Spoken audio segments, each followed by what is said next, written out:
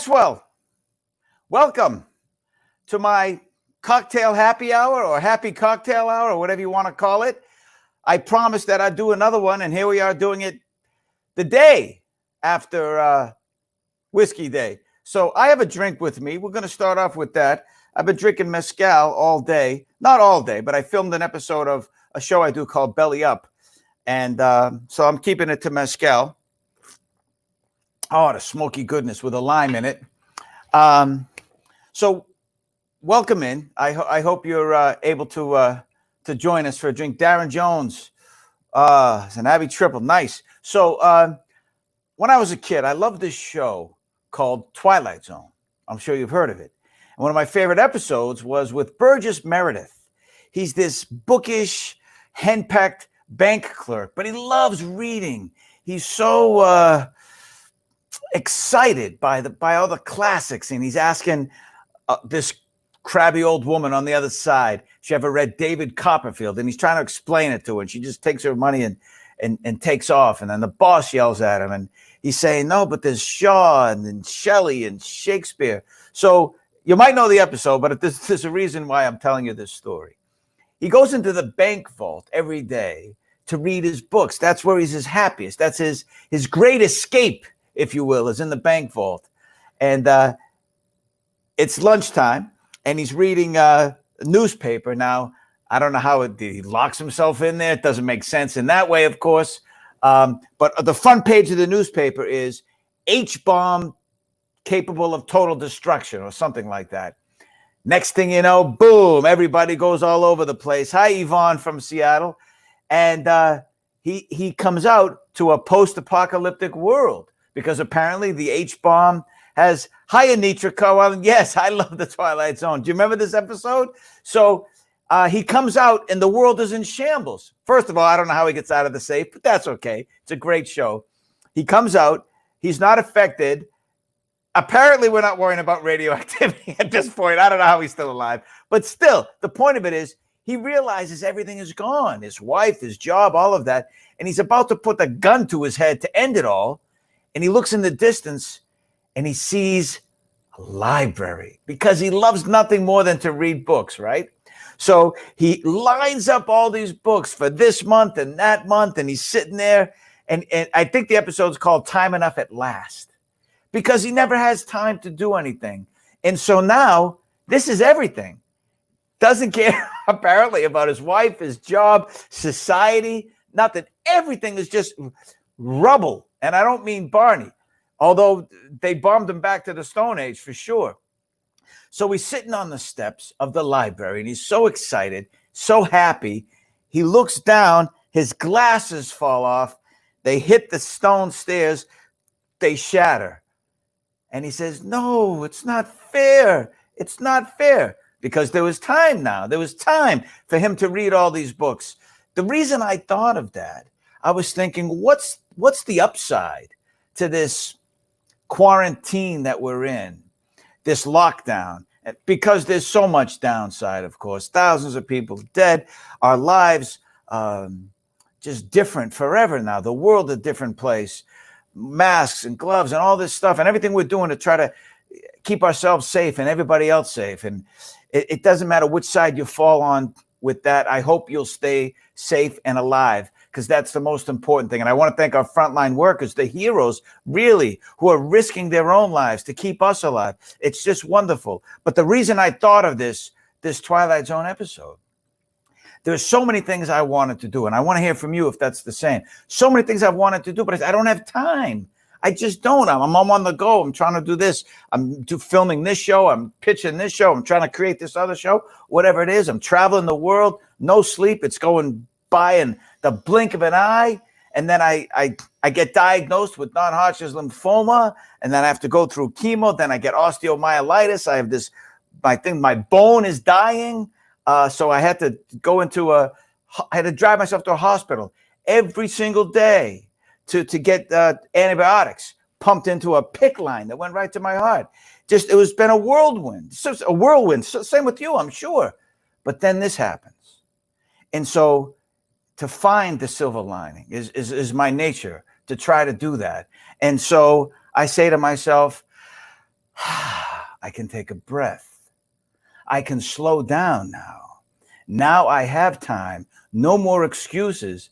Time enough at last to do the things that I said I would do. This is a test of my character, that I said I would do if I had only the time to do so.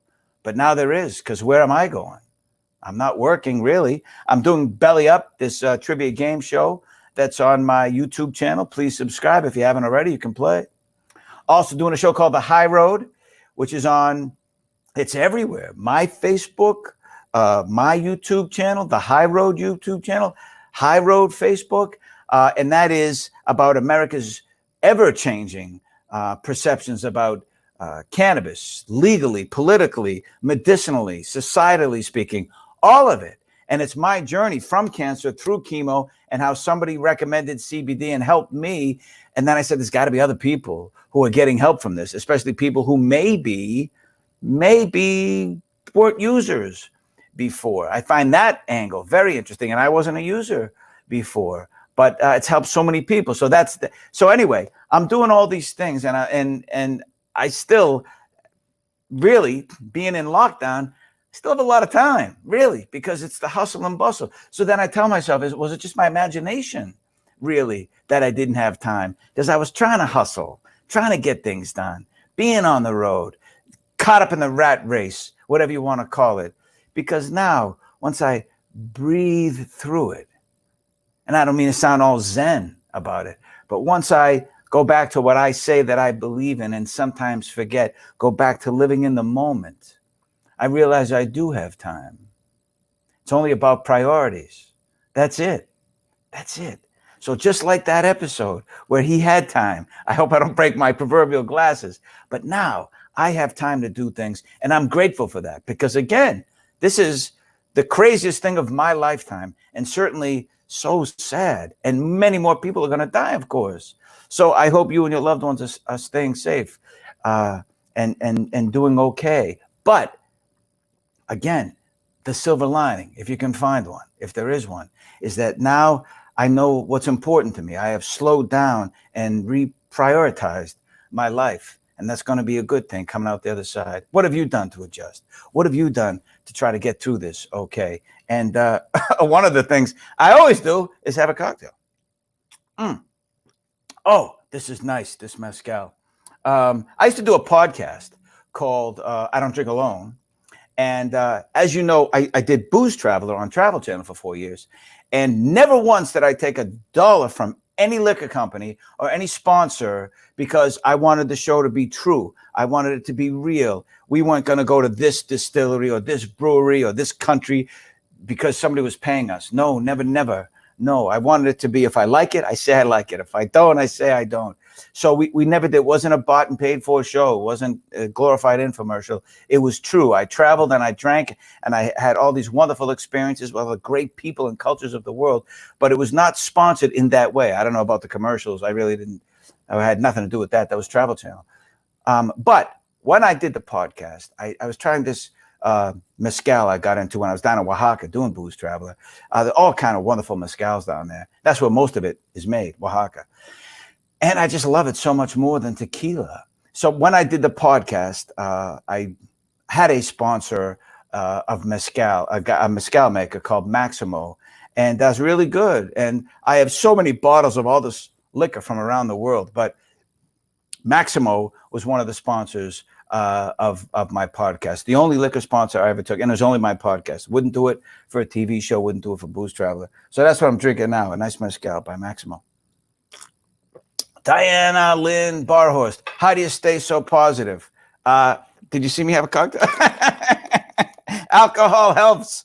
You know, I don't know about staying positive. I don't know what that means, because if you say you're staying positive, it means you feel the negative, that you're maybe it's an artifice to say, oh, I'm down, I got to do this. It's just the way you look at your life. I think that there's so much to be grateful for. Now, listen, I get down, I get a little depressed, I get sad. Of course, all the same stuff happens to most of us. Does it not? Of course. It's just how you deal with it.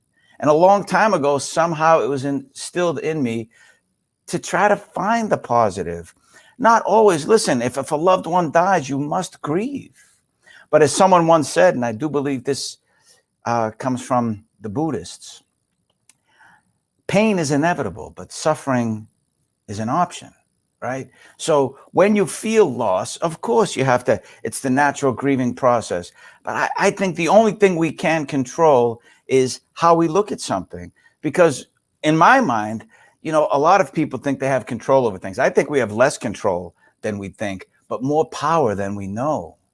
And if you look at it that way, I think, and I'm not trying to be all new agey and all Pollyanna-ish with everything and looking through rose-colored glasses. It's just how I feel, really. So I think if you decide that I'm going to look at it this way, and this is what I still am grateful for, this is what I have that I can be positive about, because there's always something, at least most of the time. Look, I had cancer. I could have bitched and moaned about that. I could have got depressed. I could have got sad. I went into chemo. I did as many treatments as I could. I was getting ready to do the show again. And Travel Channel pulled it for their own reasons. They were going in a different programming direction. Had nothing to do with me, I think. But they had all these other shows they canceled too. So I didn't take that personally. I could have complained during chemo. Then I get osteomyelitis. I have to pick line from my bicep to my heart. Every day I have to drive myself to the hospital to get this big amount of antibiotics pumped through this line right into my heart. But no, that's okay, because, and it's not because, oh yeah, sure, it's easy for you to say. You're on TV, you had a great job. Of course you had a good life. No, I was brought up without a father in the D Street projects. Just no older brother. I had to fight all the time because people would pick on me because you don't have a brother to stick up for you. I had no great male influence in my life for the majority of my life. So you just have to get through it. And I told myself, getting out of the projects, which was no fun, especially back in the 60s and 70s. I was born Christmas Day, 1962. And there was a lot going on. There was domestic violence left and right, much more now than today, because there was no spotlight on it like there was now. Thankfully, it's less today. I hope it's less anyway. But they would burn cars, and they burned the school down right next door. And next door to the school, there was a church. And I was an altar boy. It's called St. Peter's. And I went to that Catholic school at 6th and I, up the street in South Boston. So there was a lot I could have complained about in my life and everything else. Not knowing my father being a drug addict, my father dying at the age I am right now. All that stuff I could have bitched about. But I'm lucky. I really am, because I got out. I escaped. I lived a pretty good life. And I told myself, if I get out, I'm going to be grateful the rest of my life. And trauma doesn't have to happen to you for you to understand how good you might have it without that trauma. No, but you should be grateful no matter what, because there'll always be something. And I said, I'm not going to do a 9-to-5 job. I want to be an actor. What does that mean? How do you be an actor? And I've told the story many times, and you probably heard it, so I won't bore you with it. But I just wanted to do what made me happy. I wanted to chase what was in my heart. That's it. I wasn't going to punch a clock, 9 to 5. There's nothing wrong with those jobs. It just wasn't for me. And if I was going to starve because I didn't have a good job, fine, because I wanted to know what acting was. And then I got into hosting. It's just been an exploration. It's so experiential. Everything I do, you see me do, it's real. And I love sharing that with you. So on Booze Traveler, it was great. I got to see the world and have drinks and try different things, cultures, what have you. Same on the high road. We travel the United States. And it's not just about cannabis. It's about how people deal with what they're going through. Hence the term, the high road. I got to get to some of these questions. I am babbling on. I'm sorry. What has surprised you the most? Cannabis versus booze, Jack? That's a really good question as I sip my mezcal. Thank you for that. Well, here's the deal on that. Smoke, that's his name, Smoke too. I felt, to me, booze is really old school. It's my uncle's and grandfather's choice. I was a little kid. I shined shoes in the bar rooms of South Boston, up and down Broadway. And that was it. Cannabis, if you did that, you were a hippie, or you were avoiding Vietnam, or you were making a statement, or whatever the deal was. It was stoners and jocks back in the day. That was it. Then I realized, I mean, booze to me has opened up so many portals, right? So many people around the world drink for reasons other than we do in the States. Ceremonial reasons, people to get in touch with their spirits, their ancestors. It's much more revered, actually, than it is around the States because of the cultural differences. But cannabis really opened my eyes. I told my mother I wouldn't touch drugs because my father was a drug addict. case I had some kind of weakness towards it, some genetic predisposition. But then I realized we were lied to. I was so mad because when they prohibited cannabis in 1937, it was only for economic reasons. It was only for racial and social reasons. It was horrible. And now I discovered it wasn't what they said it was. It's not this horrible poison. Nobody's ever died from an overdose of it. Let's put it that way. And plenty of people have died from opiates, although they have their place.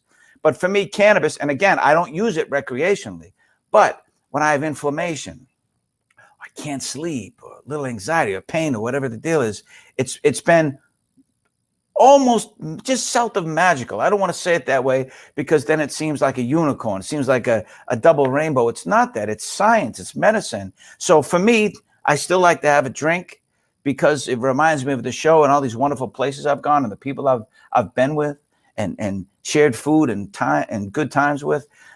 Cannabis is something completely different. I drink recreationally, but cannabis, I realize, is just another quiver in the what do you call that thing, in your arsenal, right? In your whatever, to use to give yourself a better life. And again, I'm not advocating for it, but I'm saying at least open your eyes about it and educate yourself. I just missed something. Sorry about that. Jason Rodriguez, Booze Traveler opened up my mind to other drinks. Pisco, oh yes, I love Pisco Sour. That's one of my favorite drinks in the whole world. Wow, is my face on fire? I have too many lights on in here. What's going on? Anyway, let me try to adjust that while I talk to you. Okay, how's that? Is that better? Love seeing you live stream more frequently, Jack. Thank you, Nathaniel Lawrence. Pisco Sour. Boy, the way they made it, I instantly fell in love with it. But a great story about Pisco.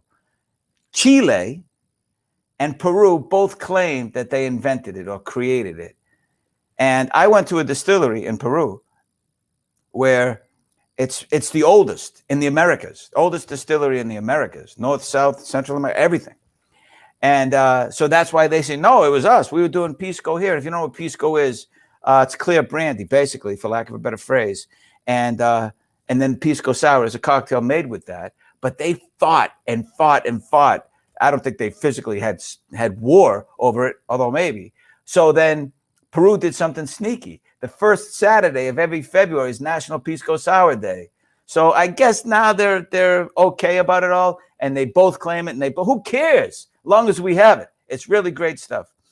Glad you connect with friends. Oh, and fans. Thank you. I feel that they're one and the same. If you're a fan of Booze Traveler and of travel and of cocktails, it feels like you're a friend. You know, I don't want to be cliche about that because I know it takes a lot to forge a friendship, trust, loyalty, etc. And we've all gained and lost friends over the years, I'm sure.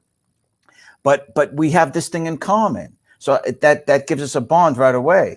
And if you like to have a drink, you don't have to, of course. But if you do, there's something about sitting down with someone over a drink. It's like a big liquid hug, is it not? And so we have that in common too. So even if you have differences, you can still be friends. But it's nice when you find instant things in common. So fans of any of those shows, Booze Traveler, Belly Up, The High Road, which I'm excited about, we're friends. How about that?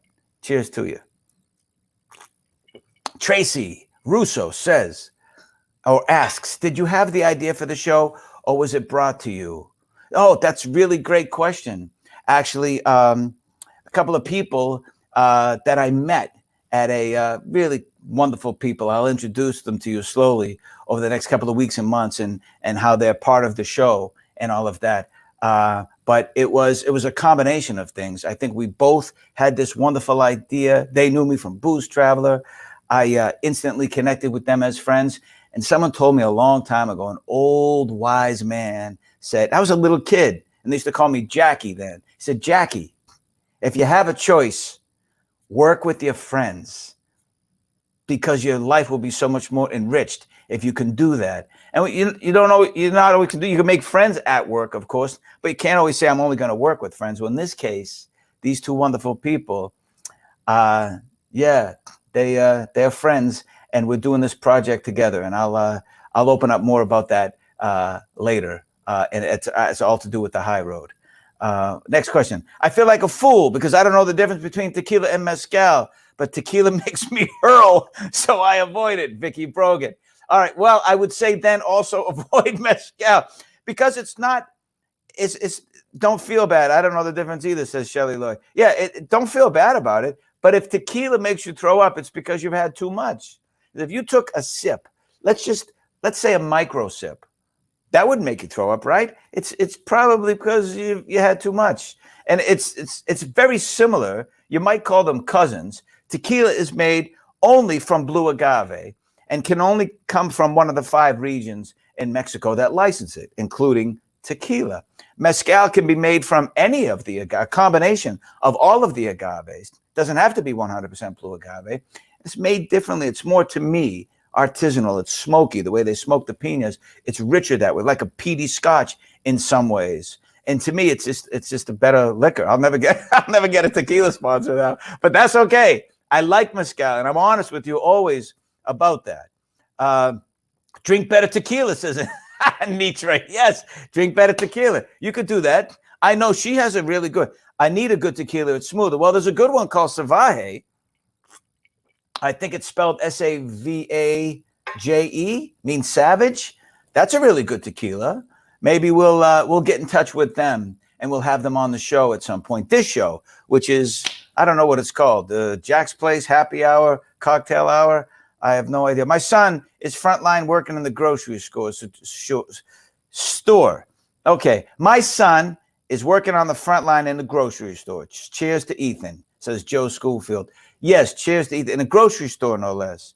I don't know that anyone on the front line ever said they knew going in that they were going to risk their lives for this thing. Yeah, I mean, if you're a nurse, you don't think you're going to risk your life. Police officer, you know that's part of the thing. People are going to shoot at you, criminals, whatever. Firefighters, a building's going to fall on you. You know that going in, it could happen. And I'm not saying that mitigates it at all. They're so much more courageous than I'll ever be. But I don't think if you're a nurse or you work at a store that you knew that you were going to risk this. It's such a crazy time. Moscow Mule is my drink of choice, says Paula. Tim Klein, El Padrino tequila is amazing and wallet friendly. That's important. Tracy Thorne, Jack, you still in Arizona or did you move? Well, the idea was I was going to go back to LA. I was there since 96 when I set out to become, to chase my dream of being an actor and a television host, etc., doing live theater. And I made some great friends that I miss. I was going to go back there April 1st. I came here November 2017 to undergo chemo for my non-Hodgkin's lymphoma. And then I decided to do a 2-year maintenance chemo because when it comes back, it does a lot of damage. So I did 2 years of that and I just finished. Then I get osteomyelitis, which means your bone is dying. So I then, as you heard several times tonight alone, I had to every day get antibiotics for a whole month until it went away. And I was going to go back to April 1st, then the shutdown, of course, which is okay. I'd rather be alive than they're not working. So when that all bounces back, I'll be heading back to LA. Thanks for asking me. You still have that rum from the paw from the Gurkhas? Yes, no, one of my favorite episodes. Yeah, I just posted a picture from the paw with the Babas, or the Sadhus, as they call them. Oh, that was really fun. Monkey Temple. And that I drank Banglasi, which has cannabis in it, of course. And then, of course, that led to my experiences on the high road, loosely or indirectly anyway. But that was trippy for me. I don't have that rum left. But they were amazing people, the Gurkhas, how they fought off all these countries. Hitler said, if you give me just some of those, I could have ruled the world if he had Gurkhas. Thankfully, he didn't, because an evil son of a bitch. Hi from Puerto Rico, Laura. Hi. Man, poor Puerto Rico. That's all I have to say. Face so much. Here's to you and everything that you're going through. I'm so sorry. How's your bill of health now? I've prayed for you, says Charity Sturgeon Rutherford. Oh, that's really nice. Thank you for that. I guess I have a clean bill of health. I guess I'm healthy. I don't have another scan until August to see where the cancer is, but I'll be long gone from Phoenix then. Put that in my rear view, back in LA trying to work, doing shows, bringing you more stuff. Maybe we'll come back to television, maybe not. We'll see how it breaks. Any opinion about Polish buffalo grass vodka? Thank you. Great show, Jack. Great caustic. Thank you, Greg. No, I have no opinion. I've never had it, so I don't know what to tell you. And I've never been to Poland, sadly enough. I'd love to go. I have a friend who was BFF with Ty Pennington. I'd love to see you guys do a show together. Bar makeover, maybe? Says Amy Butler Doll. Sure, maybe. Call me. I don't know. How do you do that? How do you get in touch with Ty Pennington? He's really super famous and all that stuff and great at what he does. But I'd consider it, I suppose, if it was all right. If everything came to Jack, what's your view on gins? We've had some amazing ones around the world, but it seems like they're being overdone. Florian Hafner. Overdone in what way? Too many gins? People were saying that about vodka when they started flavoring vodkas. Vanilla vodka, cilantro vodka, crazy stuff. What is overdone? I think if a liquor is well made, there can never be enough of it. I've proven that. I've gone through it all from around the world. And I've had some really crazy, wild stuff that I was able to bring back with me. Gin, interesting. The forerunner to gin was Geneva or Genever, however you want to say it, from Amsterdam. And I drank at a place called Three Little Bottles where Rembrandt drank. That's how old that bar is. And they fill this little tulip glass and the meniscus is just over it. So you have to bend over and drink. See, it's not about the drink to me. It's about the experience, what I'm drinking, but mostly who I'm drinking it with and what I'm doing. That, to me, makes it all. What was your favorite part about filming the Michigan Endless Summer episode? That was a great episode, Ryan. Oh, thank you, Ryan. I loved Michigan. I'd never been there, man. I drove through Detroit to go to Toronto once. And we hung out in Ypsilanti, helping a friend move. She was going to Michigan State. But that was a long time ago. Certainly changed a lot since then. But I loved every part of that, from the Cherry Republic to that camp, that day camp for adults, and playing like little kids again. That was fantastic. The sand dunes, nothing about that episode I hated, that's for sure. Hi from Rosario, Argentina, says Reina. Hi, Reina. Hola, ¿cómo está usted? Cheers. Oh, salud, right? Salud. Have I ever done the Bourbon Trail? No, oddly enough. There was a show in the works where I would have done the Bourbon Trail, oddly enough. Funny you ask that, because I haven't thought about that in a long time. Among other trails, that would have been one of them. But no, hope to someday. Been in Kentucky, haven't done the Bourbon Trail. But thank you for the question. Do we have any more? You can ask me anything, by the way. You know, I also do this for the high road, and we try to limit it to the high road and CBD and things like that. And I'm not a doctor, but I will answer as many questions about that and my personal experience. And by the way, that's every Friday night. We moved it back. We're going to do more Q&A. So it's this Friday night, 8:30, and every Friday night, 8:30 Eastern, 5:30 Pacific. I won't have a cocktail because it's a different subject, of course. But, you know, I'll be drinking before and after, I'm sure. But only in moderation, of course. So that's on my YouTube channel. Subscribe now if you haven't. Turn on your notifications. Also on Facebook Live. Also, the High Road has a YouTube channel. It's on that, simulcast, if you will, and the High Road Facebook channel. So there you go. Wow, that's just way too bright. I'm going to turn this light down. You don't need to see me that bright, do you? How's that? What's my favorite? Jack, let's do music trivia. What's your best genre? I don't know what that means. You mean as far as my intelligence? You know, that's why I did Belly Up. And I did it random. Because on Jeopardy and shows like that, you can pick the category. I just want random, because there are some things I know that I didn't know or that I remembered from years ago. And I thought, how do I know about that? I'm no rocket scientist, that's for sure. And then some things you think I would know that I don't. Speaking of music, though, I used to do this thing called Quarantunes, where I try to teach myself guitar while I was locked in. And I have it right here, only because you brought that up. And I play songs, you try to guess what they are. And people liked it. I'm not talented at the guitar. I ran out of songs that I could learn, to be honest. I'll play one right now, see if you know what it is. And maybe I'll get it right, maybe I won't. It's one of the songs that I did in the couple of months I did Quarantunes, or named that Quarantune. One of them, but I don't know if I remember it. So here we go, Ice Cold.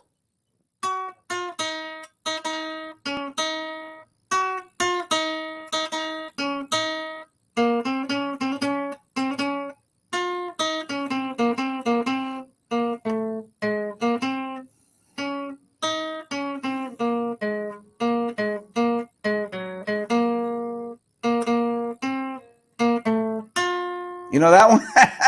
I butchered it a little bit, but you know what all right, there's that one. And how about this one? This is one of the ones I played also. Oh, maybe no. This is a new one. I don't think I did this. No.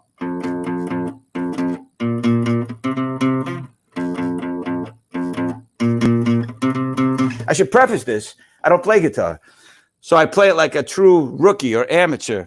But I like picking out things just to see if I could. It's just another challenge for me. If you watch Booze Traveler or any show I did, you know I love a challenge. So that's all. Have you considered doing a craft beer show? Oh, Eric, thank you. There are plenty of those. My friend Eric Walters does this great craft beer podcast here in Arizona called Tap That AZ. Check it out. It's a great podcast, and he knows so much more than I do. And the boys at Arizona Wilderness, they're doing something now. So that's not my thing. You know, I never came across as, or never tried to come across as an expert on alcohol and drinking and cocktails. I'm certainly not. I'm a curious traveler, and I love adventure. But like expert, nah, there's so many people out there way better than I am at that. So I don't think I have the expertise to do a craft beer show, but I'll drink. I'll drink a few while I'm watching it. The weirdest and most surprising liquor. Ours is a snakehead liquor in Japan that tasted like Smarties. That just blew my mind. Smarties, those little sour tart candies. Yeah, wow. Weirdest. Well, I say this a lot, so many people have heard this many times over. Spit beer, frog in a blender, cow blood. There's a lot of crazy, weird liquors I've had. Strange moonshines. Arak in Nepal covered with flies, and they distill it. Not just gross stuff, just Zalgiris in Lithuania. 80, 85, 90% the one we had. Can't even fly with it. It's so flammable. A lot of cool and crazy, surprising stuff around the world. Time to step it up. Time to play guitar and sing. That'll be the day. I can't even sing in the shower. That's how bad my singing is. You know how most people can sing in the shower? Because the acoustics? I got people who will vouch for that. I can't even sing in the shower. The production value on the high road is top notch. Is it friends or you who is responsible? It's a combination of things. By the way, I'll get to that.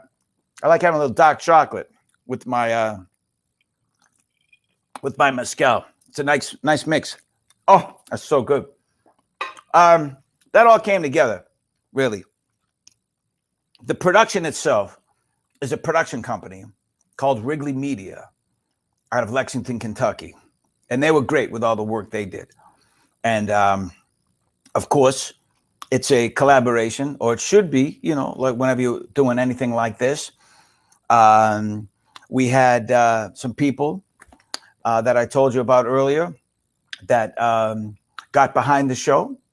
And Vertical Wellness is their name. And they want to open hearts and minds to the possibilities of all these wonderful people using cannabis and getting benefits from that. So it was a three-headed approach. It was me, it was Wrigley, it was Vertical Wellness, it was my friends who were involved, and we'll talk about that more some other time. Certainly. What are you guys drinking? I haven't. Well, I don't drink alone. Return. Kenton Ferris, thank you. The podcast. I don't know, because I'm doing stuff online now, on camera, I guess. So this to me is like I Don't Drink Alone, right? An hour-long podcast. But I get to see you. Or you get to see me and vice versa. We can do drinks. So nice cowboy hat there, Ken. What are you drinking, folks? Let me know. Jack, says Heather Cook. Is Booze Traveler just on hiatus or hasn't been stopped? Sorry, I joined a few minutes late. Not sure if you said. Thank you. No. Booze Traveler ended a couple of years ago when Travel Channel went into a different direction, programming-wise. As you know, it's paranormal heavy, and that's fine because that's what they want, and that's what they know you want because you're watching it, and that's nothing against Travel Channel. I am completely grateful for what they gave me for 4 years, and we might bring back a Booze Traveler type show somewhere on some network. So keep looking out for that. But in the meantime, my passion project right now is the High Road. And like I said before, you can catch it. It's every Friday night. Starts with a Q&A, half an hour with you live, just like this, 8:30 Eastern, 5:30 Pacific on my YouTube channel or the High Road YouTube channel or my Facebook page or the High Road Facebook page. You can watch it almost anywhere.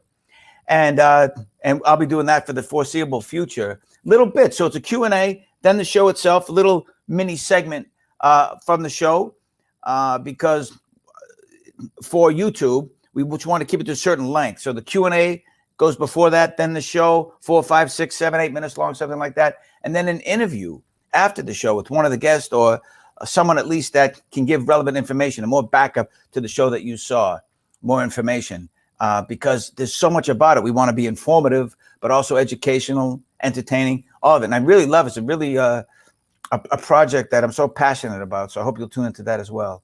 Oh, hi, Tanya. Sorry, I missed your question. Drinking one of my favorites, thanks to Booze Traveler. Ararat, says Trey. Yes, Ararat from Armenia, right? Is that where you got it? I'm sure. Dana, drinking the best Canadian rye and ginger ale. Cheers. Oh, how funny. You know, a couple of weeks ago, I was drinking some, actually just the other night, I was drinking rye and ginger ale too. And because there's a friend of mine who loved that, and he's gone now, no longer with us. And but whenever I talk about rye and ginger ale, people look at me like I'm nuts. Anyway, I do it for him. I don't care.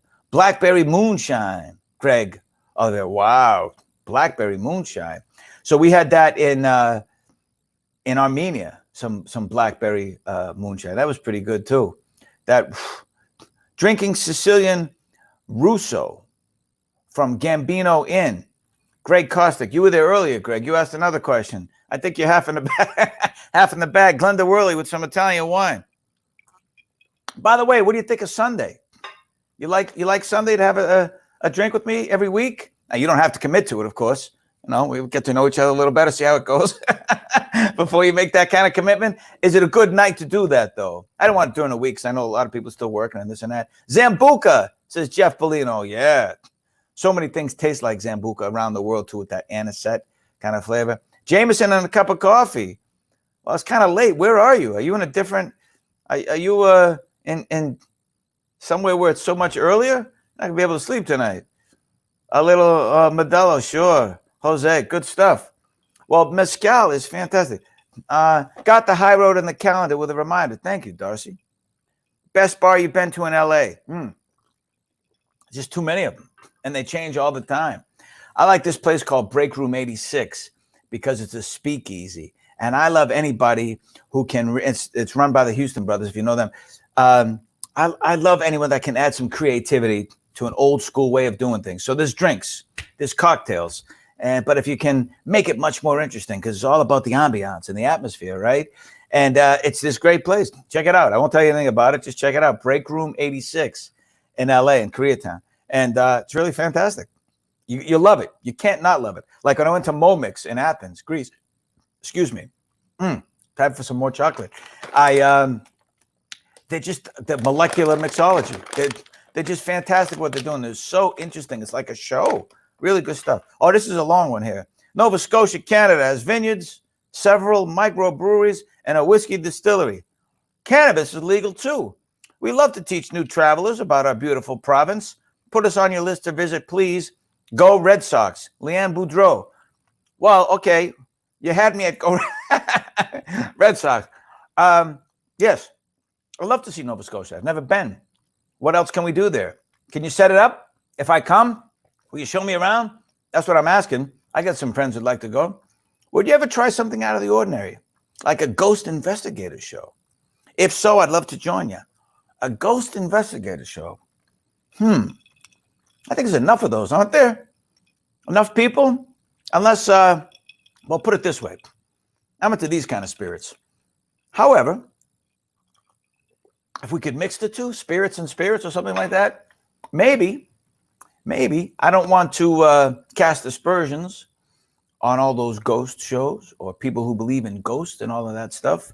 I got enough skeletons in the closet. I got enough ghost stuff here that I'm chasing around on a daily basis. I don't know if that's my thing, but maybe. Never say never. Do you know what the 3 coffee beans and Zambuca means? I've heard different things. Trivia. I don't know. Good luck. Who knows? Can anyone say for sure what that? I've heard a million stories, being that I've gone to Sicily and all. Oh, do you still have the Bjork Birch liquor from Iceland, says Scott. asks Scott. No, that was great though, wasn't it? There was Bjork and there was Berke, right? Without the two names, it was feminine and masculine, and it was made from birch. It's really strange, but it was great. And then there was Moss, Schnapps. Iceland was fascinating. Box wine is keeping me sane during quarantine. Love you, Jack. Thank you, Kim. I really appreciate that. How funny. What's keeping you sane? Not just a drink. What are you doing? More time with the kids? Are you teaching yourself a skill like I did with the guitar? Sunday's a great night for drinking, says Amy. Every night, says Diana. Apparently, I'm with the right people. That's for sure. How funny is that? Texting. I'm getting a bunch of texts too. That's all right. I'll get to those later. So this Quarantunes thing is really funny. I've gotten so much feedback. Did anyone know that song? Anyone know that song? I'll try it one more time.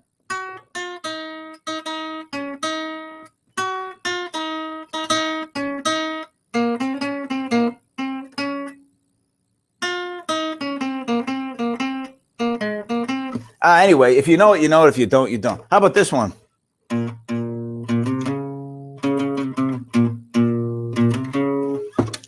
The things you do in lockdown. What are you doing to keep sane? I love that you joined me for a drink. This is fun. Happy Together. That's right. By the Turtles. Imagine me and you. I do. I think about you every night. It's only right. Anyone else? By the way, this is a great combination if you've never tried it. Dark chocolate and mezcal. I need something other than margarita for my mangoes. What you got, says Kelly. What you got for mangoes? What do you mean by that? You have mangoes and you want to put them in a cocktail? Oh, ton of recipes online for that. A ton. Satisfaction, says Monica. Yes, it was. And Beth Butler. Yes. Happy Together in Satisfaction, Jason Rodriguez. Thank you. Yes. Or at least my version of. By the way, for those who don't know what Name That Quarantune is, I don't go online to see how it's really played. I just play by ear and try to figure it out. I first picked up a guitar probably in 8th, 9th grade, something like that. Then not again for years, and then not again for years. So it's just a fun little thing for me, but I never got really good. Have you tried mastika from Greece? Oh, yes, mastika. What a story mastika is. Can only be grown, if I'm understanding correctly, at least this is what they told me when I was there, on Chios, nowhere else on earth. And they built these big walls around the city and skinny little alleyways to protect it because it was more valuable than silver, this mastika. And they try to bring it to other places, and it will not grow. It was in the very first bubble gum, so they say. Fascinating liquor and a great story behind it. To me, that's what's great about liquor, alcohol. It's the stories behind it and the people that you drink with.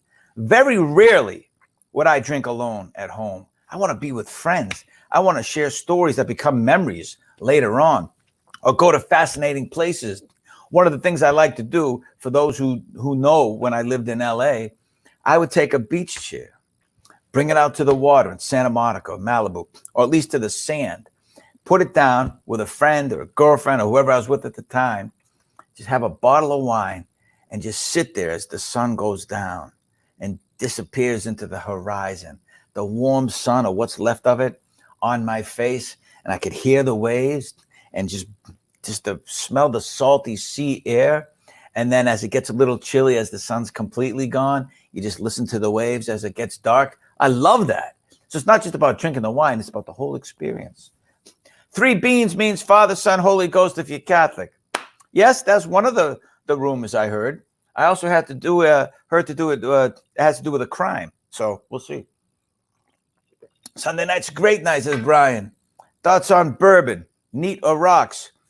Okay, now we're getting into some really tender territory, because there are snobs who say it must be this way, it must be that. No, you paid for it. Drink it how you want.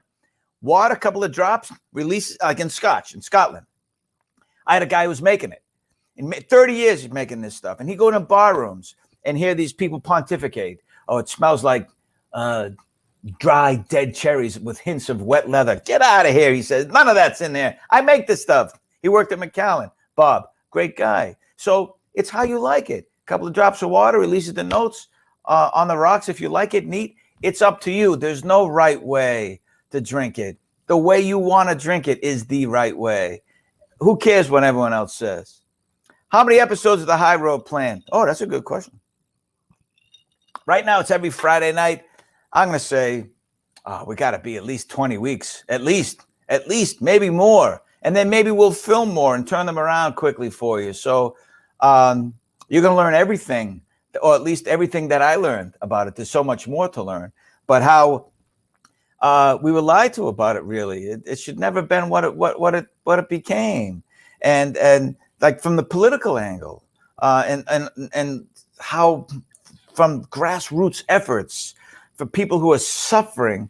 Mostly, it's one thing if you don't believe in a concept of something, but then you have a friend or a family member who's in great pain and tries something, in this case, CBD or CBD and THC, and they get relief. And maybe that changes your mind about things. Then you say, well, I guess I'm against the idea of it, but this person was helped. And then one by one, the tumblers fall and people start to change. And then societies change. That's the only thing that's ever changed anything, is great passion about it. So the laws are changing. It seems like all the time. Currently, there are 33 states, and that might change, that have some form of medicinal use or permission of medicinal use for cannabis, which is THC, and 11 permit it recreationally. Every state is supposed to allow CBD, which comes from hemp, because that's, in a manner of speaking, CBD is basically neck down, THC, psychoactive, the neck up. So they say. There's a lot of ways to say that. But they're still stopping people around the country. They're pulling over trucks because they say we can't see the difference between hemp and cannabis. So they have removed it from the federally prohibited list, hemp and CBD. So we'll see where it goes. I just know I got help from it. A lot of people getting help from it. And it's been a fascinating journey. So 20, 22, 23, 24 weeks, and then we'll bring you some more if you like it. If you demand more, we'll give it to you. You know how I am. I love you guys. I want to give you what you want. What alcohol is giving you the worst hangover, says Lenny. Or Lanny. Sorry about that, Lanny. Oh, I had many of them. As you know, it's hardly ever about the liquor. It's mostly about how much you had, to be honest. Too much of anything is going to do it to you. Now, there are exceptions, of course. When you add sugary drinks or fruit juices, you know, a lot of people swear that that's the thing that gives you the hangover. I don't know. There's one thing that I'd say I never want to drink again, because I know I've had stories from friends. Oh, tequila, I can't drink that anymore. I'll give you an example. 1986, the Red Sox were playing the California Angels. They were called the California Angels at the time. And I was with a buddy of mine, place up in Route 2, Saugus, in Boston, basically, called Faces. It was a nightclub. And I was watching the Red Sox lose. And I was so into every Boston sports team, like I am now, but it's not life and death like it was then. And they went down 3-1, which means they weren't going to go to their first World Series since, 75? But I was a little kid, so I don't remember. So here I am, I'm rooting for it, and I'm just slamming drinks because I'm so depressed. The Red Sox are losing. As you probably know if you're a baseball fan, they won the next 3, which Harley's ever done. And then they went to the World Series, and then they lost in heartbreaking fashion. But we've had 4 World Series championships, and so I'm fine. In any event, the drinks it was gin. And I got so sick from that gin, I didn't have it for 20 years. I thought it was the gin. I'm allergic to gin. It was too much gin. There's a fascinating, and then I finally had it. Now I'm fine with it. Fascinating story about absinthe. They thought it makes you crazy. Van Gogh cut off his ear from absinthe. Wormwood makes you see things. Turns out it's just too much of it makes you crazy. So after all these years, absinthe is legal again because they found out it wasn't the liquor, it was how much. You get one last drink, any location. What drink and where? Good question, Jeremy. Wow. I think I'd be so preparing myself for the last moment. Do you mean like a meteor is going to hit Earth, or I'm dying from an inoperable brain tumor or something like that? I'd like to put it this way. If I could have one drink anywhere on Earth before they turned out the lights, first of all, I'd gather everybody I love, and thankfully there's a lot of those people. And if I could bring them with me, I would be Tahiti, the most beautiful place on Earth. Crystal clear blue water, sparkling white sand, perfect temperature. Tahiti for sure, if I could. What would the drink be? I don't know. How about we make it a night of drinking? All kinds of stuff. Because, well, I'm not going to have a hangover if I'm not going to wake up in the morning, right? So it'll be a lot of stuff. You don't mix liquor, stick with one. I don't mix. What does that mean, Yvonne? I don't mix liquor. So stick with one. I have mixed liquor. So yeah, I guess. Oh, for the hangover, I get what you're saying. If you don't mix liquor, you probably won't get a hangover. That's a good one. There's plenty of sayings like that, right? Wine before liquor, never been sicker, or all that stuff. I'm a Detroit Lions fan, so yeah, I drink. Says Brian. Yeah, no kidding. No kidding. You guys should be drinking a lot up there. Hey, Jack, are the High Road episodes going to be longer? The first one was pretty short, but absolutely awesome. All right, well, thank you, Dana. Well, you see, in the YouTube format, we try to give you what you want, what you ask for. And generally speaking, that's the length of most of those kind of episodes, short form webisodes, whatever you want to call them.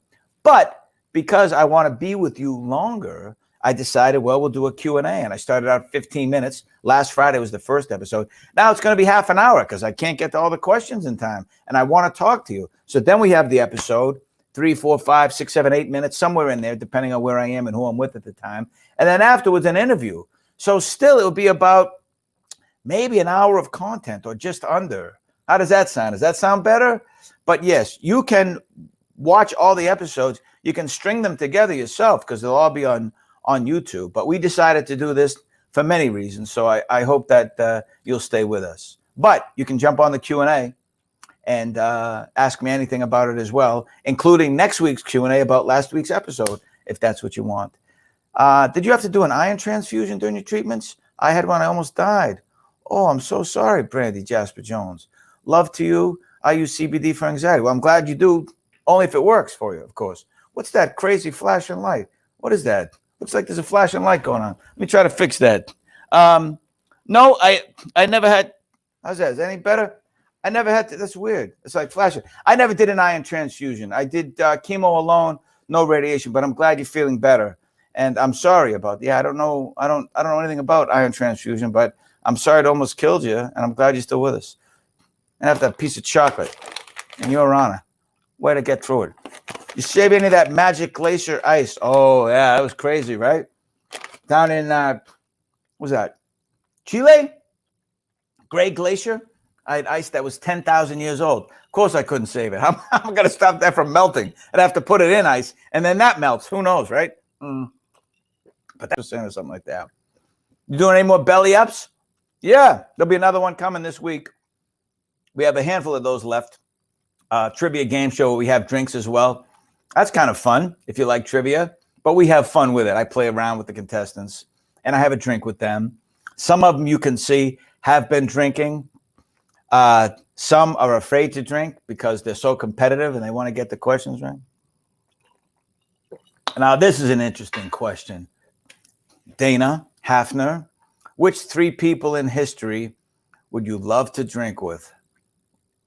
Only 3? Only 3? You know, I'm a fan of so many things in life, like in sports. So many sports heroes going back that I'd love to have a drink with. Now, when you say in history, do they have to be dead? How far back are we gonna go? How about Jesus, that guy who existed in whatever form you want to believe he existed? That must have been trippy to be so different and so ahead of his time. How about Buddha? How about Genghis Khan? What was that all about? Or Abraham Lincoln? Everything that he went through with the weight of the world on his shoulders, keeping the Union together, and what that was like. And I would have said, hey, why don't we skip the play tonight? We'll go have a drink down at the bar. I mean, can I affect history if I go back in time? That is such a great question. I'd really have to think about that. But one definitely on the list would be my mother's grandfather. He came here from Sicily, and here I mean the States, and he was young, and he set out to this great new world that he heard so much about and left his family behind in Cimina, Sicily. And they were all crying, seeing him off. And he promised to come back and to live there one day, and he never did. And he came here and started a family, and they had families, etc.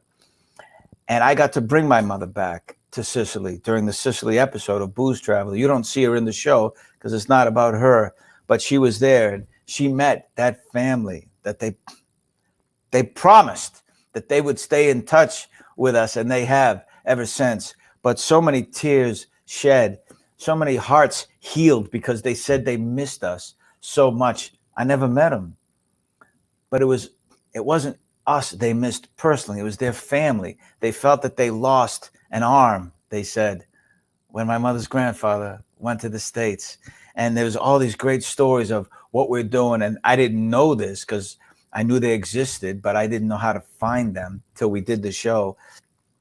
They knew me from what I was doing in acting and what have you, and what I was doing on Booze Traveler. And I come, and it's like, I don't know what to compare it to. The mayor gives me there's a proclamation, and a band comes out, and they have all these great meals, and they make this pottery for us, and it was just so wonderful. So I would have loved to say that, to have a drink with my mother's grandfather, my great grandfather, and say, get back there if you can, because they really miss you. All right.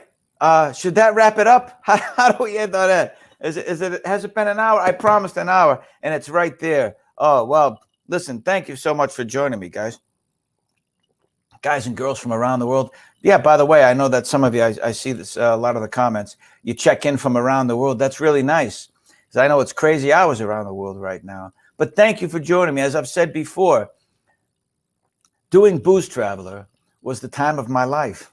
4 years, 55, 56, 57 countries, 6 continents, countless memories I'll have forever, and experiences that hopefully made me a better person. And to see how they live around the world and made me so much more grateful, which goes back to the beginning of this show, for what I have. And I'm grateful for you, because you made Booze Traveler. You did. Sure, technically, Carga 7, the production company, made it. Travel Channel backed it. The crew filmed it. And they edited it and everything else. All of those people who made it possible. But it was you that made it go, because without you and your support and your excitement and passion about it, never would have lasted 4 seasons. That's a long time in this kind of genre. So I'll be grateful to you forever. That's why I'm still doing this. That's all. This is not a job. It's a labor of love, to sit with you, to answer your questions, to get to connect with you, or stay connected. So there's going to be this. I'm going to try to do it every Sunday, but you'll let me know with your feedback whether I should or whether I should give it up. Maybe I'll give up the guitar for now anyway. And then, of course, there's Belly Up. We're going to release those maybe Wednesdays, maybe Saturdays. We'll see. We got some more of those fun shows left, but please don't miss The High Road. That's every Friday night, 8:30 Eastern, 5:30 Pacific. Starts with a Q&A, then the show, short form show, and then we'll do an interview after that. And you let me know your thoughts on that too. So that's every Friday for like I said, the next 20-something weeks or so. But we got a lot more other stuff coming up as well. Just thank you for being there. Stay safe. I miss you. I really do. Thank you for joining me. I'll see you next time, okay? Cheers.